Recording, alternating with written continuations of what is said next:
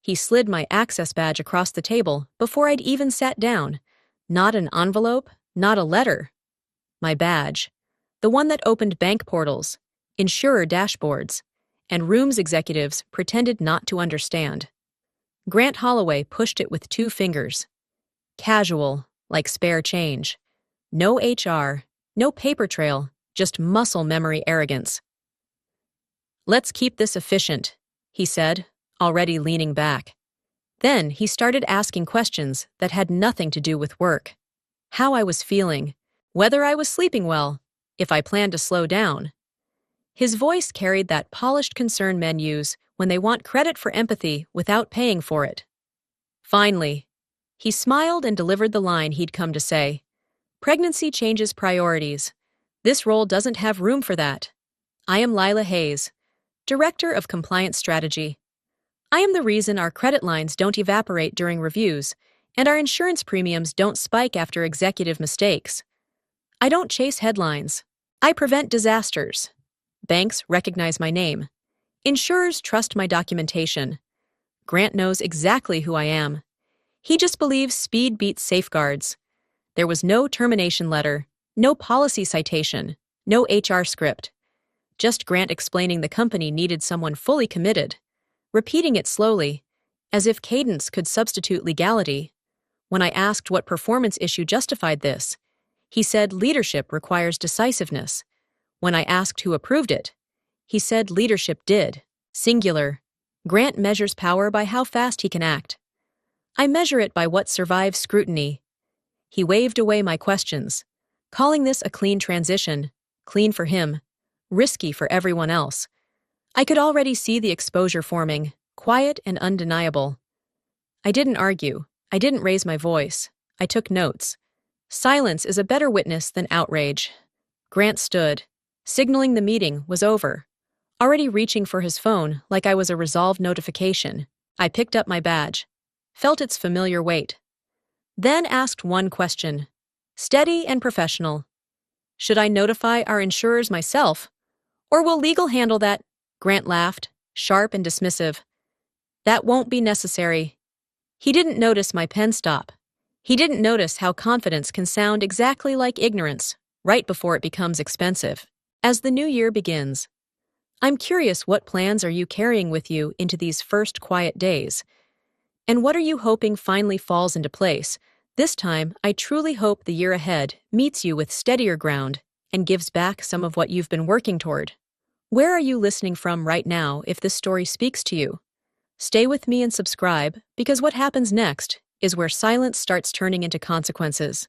The silence around my desk was louder than any confrontation Grant could have staged. No one looked up as I slid folders into a box. Not even the people who used to ask me to translate legal language into something survivable. Screens glowed, keyboards tapped. Everyone pretended nothing was happening. And that hurt more than the meeting itself. I moved slowly. Not because I was weak, but because I was taking inventory. I built the compliance framework that let this company refinance at lower rates when lenders were circling. I wrote the controls that convinced insurers we were disciplined instead of reckless. Last year, when an executive misstep almost triggered a coverage review, I worked through the night to contain it. No headlines, no lawsuits, just quiet damage control that saved millions. Grant appeared in my doorway like a concerned neighbor, hands open, voice low. He asked if I needed boxes, offered to smooth things over with facilities, mentioned how difficult these decisions were for leadership. Then he blamed the board. Pressure from above, he said. Timing issues, market expectations, all the usual phrases executives use when they want absolution without accountability. I listened and realized something cold and unmistakable. He knew exactly what he had done. He knew the law. He knew the exposure. He had simply decided it wouldn't apply to him. That was his real talent, not vision or confidence, but the belief that consequences were for other people. When I walked out, no one followed, not a single goodbye. By the time I reached the parking garage, my jaw ached from holding everything in. I drove home in silence, hands steady, thoughts loud. Anger wanted somewhere to land, but discipline kept it contained. That discipline had kept this company alive more than once. At home. I set the box down and sat at the kitchen table without opening it. Then I called Ethan Cole.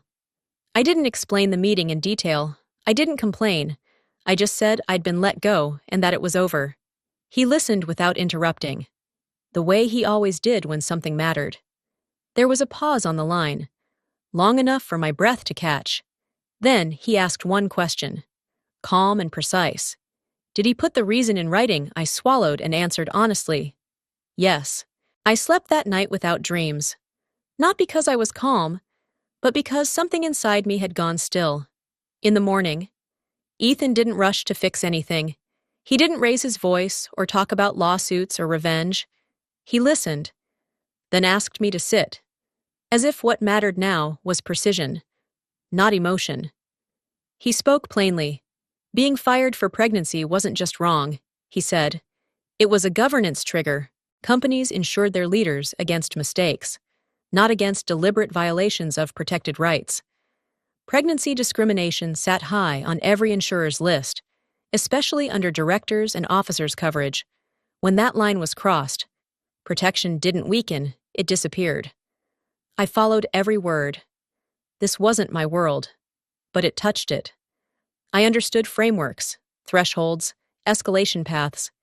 Ethan wasn't telling me to fight. He was explaining how systems reacted when someone ignored them. He said insurers cared less about intent than exposure. A documented reason mattered more than a shouted excuse. Silence protected companies. Writing exposed them. That was the moment the weight shifted. This wasn't about me losing a job. It was about Grant choosing to gamble with structures he barely respected. My anger didn't vanish, but it reorganized itself. I stopped seeing myself as the center of damage and started seeing the perimeter widening outward. That afternoon, an email arrived from Grant. Polite. Controlled. He reminded me of my confidentiality obligations and attached a draft non-disclosure agreement. The message warned against speculation, against mischaracterizing business decisions, against unnecessary conversations. It ended with a line about mutual professionalism and moving forward quietly. I read it twice and felt nothing. Fear was what the email wanted.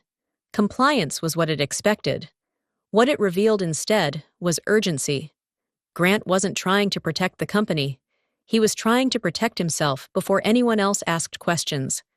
I forwarded the message to Ethan without comment. He didn't respond right away. When he did, it wasn't reassurance or strategy, it was curiosity. He told me he was pulling the company's insurance filings, starting with the directors and officers policy. He knew the structure. Years earlier, he'd been part of the team that helped shape it. I didn't ask what he was looking for. I already knew. The fight hadn't begun. Because this wasn't a fight, it was a review, and reviews didn't need anger. They needed records, timing, and patience. For the first time since the meeting, I felt steady, like the ground had stopped moving under my feet. Whatever came next would move slowly, methodically, without raised voices or dramatic exits. I wasn't preparing for retaliation. I was preparing for observation. Grant thought silence meant safety. He was wrong. Silence was simply the space where systems gathered evidence, aligned themselves, and waited for permission to act. In their own time. Quietly. Precisely. Ethan didn't spread papers across the table or draw diagrams. He opened his laptop, adjusted his glasses, and spoke like someone who had explained this before to rooms full of executives who thought confidence could substitute for comprehension. He wasn't a litigator.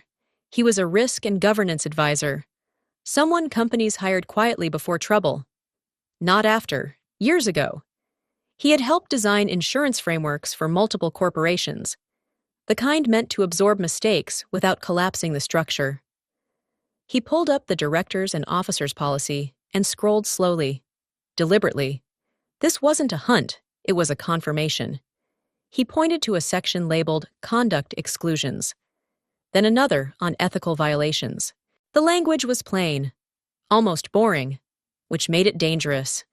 Termination based on pregnancy wasn't a gray area. It was a direct breach.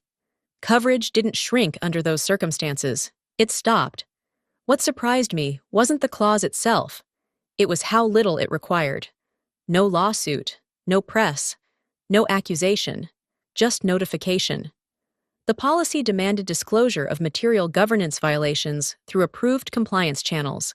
Once that happened, insurers were obligated to reassess protection for the individuals involved. Ethan emphasized individuals, not the company.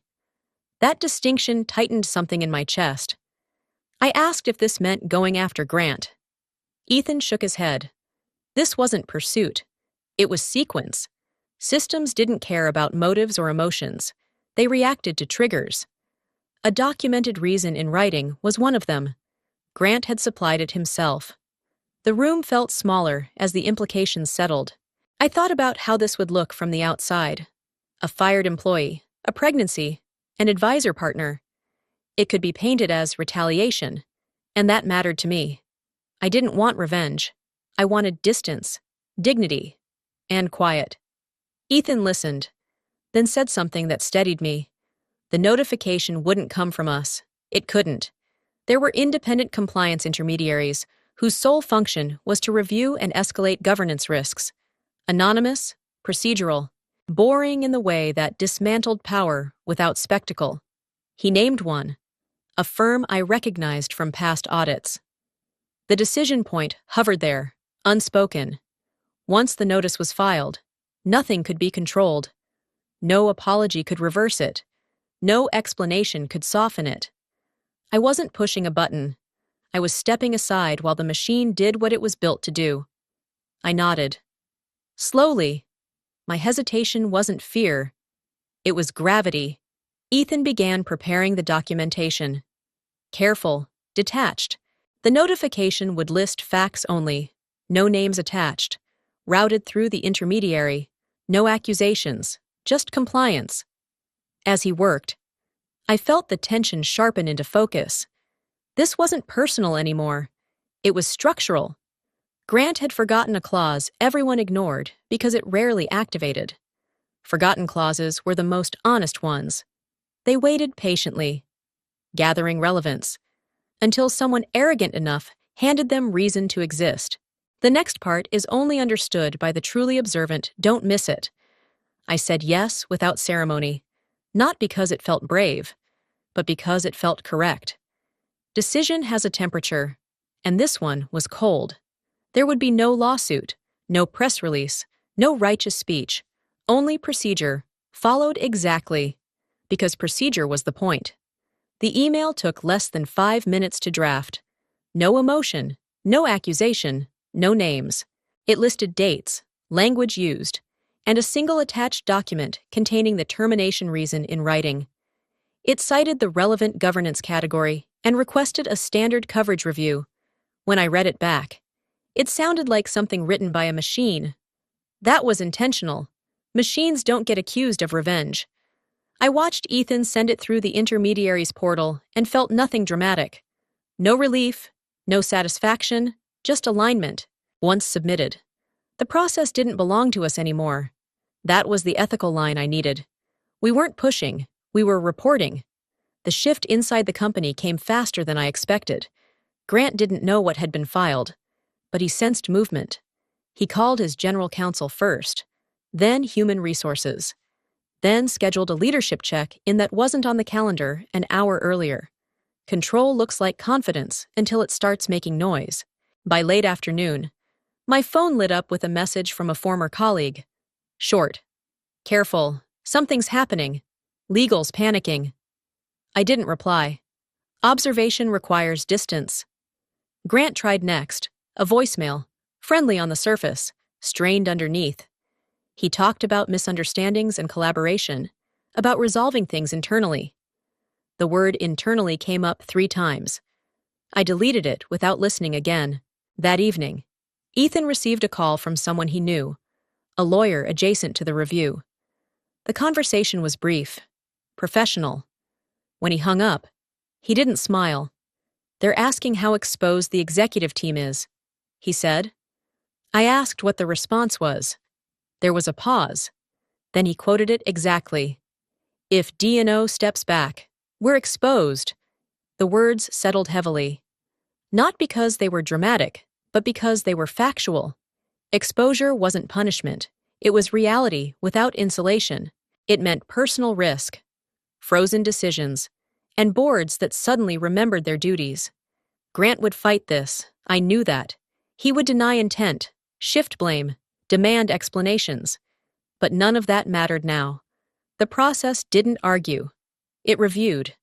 I didn't feel triumphant. I felt steady. This wasn't about winning. It was about refusing to be complicit in silence. I had chosen the narrow path, the one that didn't bend towards spectacle or cruelty. Just structure, just truth, placed where it belonged.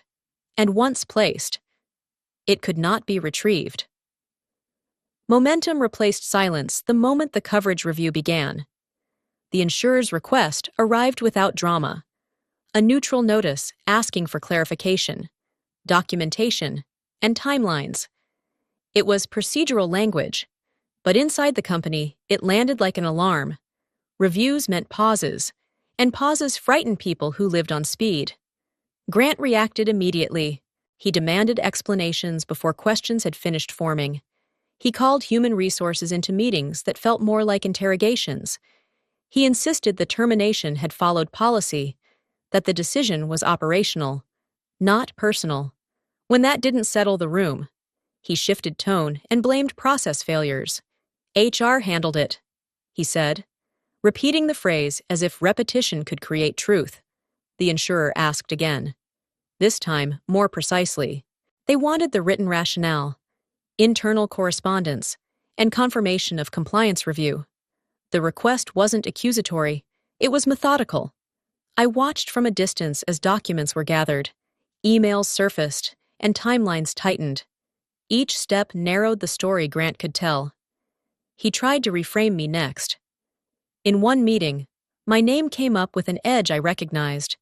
He described me as emotional, distracted, difficult to manage after announcing my pregnancy. The room went quiet. People looked down. No one defended him. Words spoken to insurers didn't disappear just because they were uncomfortable. By midweek, the board stopped pretending this was contained. Emergency calls replaced standing meetings. Directors asked questions they should have asked months earlier. Who approved the termination? Why HR wasn't present? Why the reason was written so plainly? Speed, once praised, now looked reckless. The insurer requested confirmation that no additional governance risks existed. That was the moment panic surfaced openly. Grant's confidence fractured into urgency. He demanded legal opinions. He pressed for assurances that coverage remained intact. None came. Then the bank called. The message was brief and devastating in its restraint. Credit facilities would be temporarily paused until governance risk was clarified. Not canceled, not threatened. Paused. The safest word banks use when they are afraid. I learned about it from a forwarded note. No commentary attached. The impact was immediate. Projects stalled. Approvals froze. Executives recalculated their exposure. The board scheduled another emergency session. Momentum had fully shifted. What began as a quiet review accelerated into something visible, measurable, and expensive. No one mentioned my pregnancy anymore. No one questioned emotion. The conversation had moved to numbers, liability, and survival, and beneath it all, the review continued, steady and impartial, doing exactly what it was designed to do. Every update arrived faster than the last, compressing time and tightening nerves, until even seasoned executives understood momentum no longer belonged to Grant, or to emotion, but to process alone, and its consequences were already irreversible.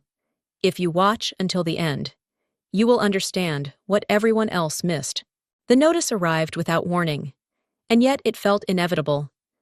The insurer's letter didn't accuse or explain. It stated a conclusion. Coverage for the company remained under review, but personal protection for Grant Holloway was withdrawn effective immediately. Directors' and officers' insurance existed to shield judgment errors, not deliberate violations. Grant had crossed that line alone. The board convened within hours. Emergency meetings no longer carried urgency. They carried fear. Faces that once deferred to Grant now avoided his. No one sat beside him. Chairs shifted subtly, like bodies instinctively creating distance from heat. Risk, once abstract, had become personal. Grant tried to regain command. He spoke fast, louder than necessary, insisting this was a misunderstanding. He blamed HR, then legal, then market timing. Each explanation landed weaker than the last. Directors exchanged glances, calculating their own exposure. Protection mattered now, not loyalty. I wasn't in the room, but I could imagine it clearly. I had seen this dynamic before during crises I was hired to prevent. Power evaporates when insulation disappears. Without coverage, confidence turns brittle. Grant demanded answers, demanded names, demanded a target. "Who sued us?" he shouted. The question sharp with disbelief. Silence followed. It stretched longer than comfort allowed. Finally, the outside counsel spoke, voice level, almost apologetic. No one did. Those 3 words carried more force than any accusation. There was no enemy to fight, no lawsuit to crush, no narrative to control. The system had moved without anger or agenda. It had simply stopped protecting him. The board shifted from reaction to survival. Directors asked what steps were required to restore coverage. The answer was immediate and unforgiving. Grant could not remain in his role. As long as he represented the company, risk could not be isolated. His presence itself was the problem. Grant argued. He promised reforms, apologies, statements. He offered distance from decisions, committees, oversight. None of it mattered. Insurance logic was blunt. Remove the exposure, or remain unprotected. The vote followed. Quiet and unanimous. Grant was relieved of authority pending further review. Access suspended, signing rights revoked. The man who built his power on speed was immobilized by procedure.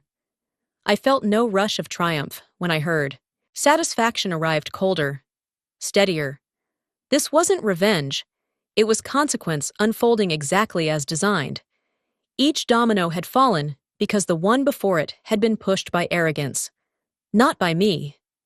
Grant lost protection first, then control, then relevance. The collapse wasn't dramatic. It was administrative. And that, I realized, was the most devastating form of accountability a system could deliver. Nothing was loud, nothing was public. Yet everyone understood what had happened. Grant wasn't defeated by an opponent, but by exposure. The architecture he ignored finally responded, watching that quiet end. I understood something lasting systems don't rage. They conclude, and when they do, there is nowhere left to stand. Alone together. The call came late, when tension had settled into a steady ache instead of panic. Grant's name flashed on my phone, and for a moment I considered letting it ring. I answered anyway, because avoidance would have given him something I no longer owed. He started with pleading. He said he'd miscalculated, that things had moved too fast, that the board was overreacting. His voice cracked when he said my name, as if familiarity could rebuild authority. Then pleading slid into accusation. He said I had forced this, that I knew how fragile the system was, that I should have come to him first. I listened without interrupting, breath even, pulse steady. When he finished, the silence made him rush to fill it. "I didn't file anything," I said. "I just stopped protecting you." The line landed harder than shouting ever could. He told me I was being unreasonable, emotional, vindictive. I reminded him, calmly, that those words were already documented. He went quiet again, and this time the quiet belonged to me. Within the hour, the board convened, not to debate strategy, but to contain damage. Directors asked whether Grant could remain while coverage was renegotiated. Legal answered with numbers instead of opinions. Risk could not be segmented, while authority remained centralized. The logic was brutal and clean. Grant tried one last time. He joined the call uninvited, voice sharp, demanding loyalty. No one defended him, No one met his eyes through the screen. When the vote was called, it happened quickly. Hands raised without discussion. The decision wasn't personal. It was operational. The motion passed. Grant Holloway was removed. Effective immediately. He called again. But this time, the line went dead.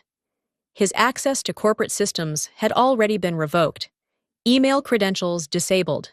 Calendar ownership transferred. Signature authority terminated. There was no transition window. There never is when risk spikes.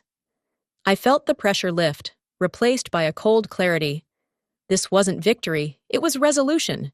The confrontation had ended, not with words, but with permissions disappearing one by one. Later, I received a single message from legal confirming the change in authority. No commentary, no apology, just confirmation. Grant lost his power the way he'd tried to strip mine. Quickly, quietly, without ceremony. I closed my phone and sat still, breathing through the aftermath. What suffocated him was not my action, but the absence of my silence. I hadn't attacked. I had stepped aside and let structure speak. And structure, once engaged, doesn't argue, it removes. It ends when authority collapses under its own weight, leaving only accountability, procedure, and the quiet understanding that protection is conditional, never permanent, and always earned by those who respect systems. I expected noise after Grant's removal, but there was none. No headlines, no leaks, no triumphant commentary. The company issued a short statement about leadership transition and governance review, and the world moved on. Quiet justice doesn't announce itself, it settles. Grant vanished quickly, not fired publicly, not escorted out, just gone. His name stopped appearing on agendas, then in emails, then in industry conversations. People avoided mentioning him, the way professionals do when a career ends without ceremony. In our world, disappearance is judgment. Inside the company, structure replaced chaos, committees formed, signing authority redistributed. External auditors arrived without resistance. The board spoke in careful sentences, aware that survival required humility. What Grant called speed, they now called exposure. What he dismissed as risk, they treated as lesson. I watched from a distance, no longer inside the building, yet still aware of its pulse. The anger I carried dissolved into something lighter. Not joy, not satisfaction. Relief, the kind that comes when you realize you don't have to carry a lie anymore. Emails began arriving from people I hadn't heard from in years. Advisors, banks, compliance firms. They asked if I was available for short-term consulting, governance reviews, transition oversight. They didn't mention Grant. They didn't need to. My name now meant stability, not disruption. One offer stood out. A senior advisory role, meaningful scope, real authority. It came with an invitation to return to my former company in a formal capacity, to help stabilize what remained. The irony wasn't lost on me. They wanted the systems back, without the silence that once came with them. I considered it carefully, not out of bitterness, but clarity. Going back would have tied my future to a place that only valued me after damage was done. Justice doesn't require proximity. Distance can be ethical. I declined the offer to return. I accepted the advisory role elsewhere, where governance wasn't treated as an inconvenience. The response was respectful, final, no pressure. Life slowed. I began preparing for what mattered next, without urgency, without fear. Grant never reached out again. He didn't have to. His absence was complete. Justice arrived quietly, exactly as promised. No spectacle, no revenge, just alignment restored, consequences distributed, and the rare comfort of knowing that doing the right thing, slowly and precisely, can still reshape outcomes. That knowledge stayed with me, steady and sufficient. Long after the company finished rebuilding without the man who believed protection was permanent, I carried that lesson forward, trusting process over noise, patience over fury, and evidence over ego. knowing that quiet accountability endures longer than outrage, and that restraint, once chosen, becomes a form of lasting strength for me, always today forward. I gave birth on a quiet morning, the kind that doesn't rush you. The room smelled clean, almost neutral, and for the first time in months, my body stopped bracing for impact. Holding my daughter, I understood protection in its simplest form, not leverage, not contracts, just responsibility passed forward. Steady and deliberate, recovery gave me space to think. The chaos of the past months receded into something instructional rather than painful. I followed the news out of habit, not anxiety. The company completed its restructuring. Committees became permanent, policies thickened. No one spoke Grant's name. That absence felt appropriate, like a scar that no longer needed explanation. A week later, I accepted a new role. The organization was smaller, quieter, and precise about its values. Ethics were not a slogan on the website. They were written into authority limits, escalation paths, and decision records. I wasn't hired to clean up disasters. I was hired to prevent them. The offer came without urgency, which told me everything I needed to know. My days slowed into rhythm. Meetings ended on time. Questions were welcomed instead of feared. When disagreements surfaced, they were documented, not buried. I brought my daughter home, knowing the work I did aligned with the world I wanted her to inherit. Sometimes I thought about Grant, not with anger, but with clarity. He wasn't undone by malice or conspiracy. He was undone by choosing convenience over structure. Systems don't punish. They respond. When respected, they protect everyone. When ignored, they withdraw quietly. I learned something lasting through all of it. Dignity doesn't need spectacle. Justice doesn't require noise. Accountability doesn't demand hatred. It requires patience, records, and the courage to stop covering for people who refuse to be careful. That certainty carried me forward, reminding me daily that stability is built slowly, protected quietly, and sustained by people willing to choose ethics, even when shortcuts appear tempting always again. As I watched my daughter sleep, I felt the calm of alignment settle in fully. No one took revenge. The system just did what it was designed to do. What stayed with me most was the quiet part, the long pauses, the moments when I chose not to react, but to observe. That restraint wasn't weakness, it was self-respect. And that's something I hope you felt too. Like you were standing right there with me, holding your breath, waiting for the next step. Are you staying with me until the end of this story? And if you could change one decision I made along the way, what would it be? I'd really love to know. Where are you listening from right now? If this story resonated with you, please leave a comment and share your thoughts. A simple like helps more than you might think. And sharing the video might help someone else feel a little less alone. And if you haven't yet, consider subscribing. There are more stories ahead, quiet ones, real ones, where dignity still matters.